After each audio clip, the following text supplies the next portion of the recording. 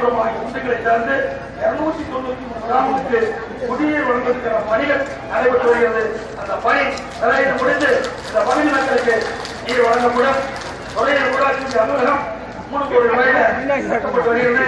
புலிபுரம் ஊராட்சி ஒன்றிய புதிய கட்டிடம் 2.7 லட்சம் கோடியில கட்டப்பட்டு வருகிறது. புலிபுரம் உள்ள உள்ளிட்டோரையில் 5 கோடி மதிப்பீட்டில் மேம்படுத்தப்பட்டுள்ளது. புலிபுரம் ஊராட்சி ஒன்றியம் பச்சை காப்பு செல்வம் சென்றாக்கப்பட்டு 10 கோடி மதிப்பீட்டில் சுற்றுலாத்துறை மூலம் மேம்பாடு செய்யப்படவில்லை.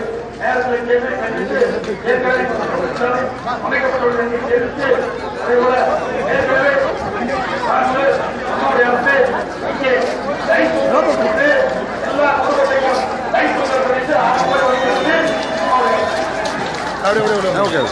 அதே போல எல்லா தொழிலாளியும் 2000 ரூபாய் கொடுக்கப்படும் கேட்டாரு. உடனே புகார் கொடுத்து சொல்லி ஆணையம் போட்டு நிறுத்திருக்கிறோம். எல்லா தொழிலாளிக்கும் 2000 ரூபாய் அம்மாவுடைய அரசு கொடுக்கிறோம். அதே போல கோதாவரி காவிரி நதிநீர் திட்டம், கோதாவரி காவிரி நதிநீர் திட்டம் முதல் திட்டமையுடைய திட்டம் 60,000 கோடிகள் திட்டம் நிறைவேற்றப்பட்டு நேராக இருக்கின்ற பகுதிக்கு சுத்தமாக நீரேற்றப்படுவாங்க. அங்கே ஏரிகள் குளங்கள் நிலத்தில் வேளாண் பருவத்தில் நீர் கொடுக்கப்படும். அதே போல குடிமராமத்து திட்டத்தின் மூலமாக அங்கே ஏரிகள் கொடுக்கலாம் இன்றைக்கு ஆவணப்படுத்தப்பட்டு வருகிறது.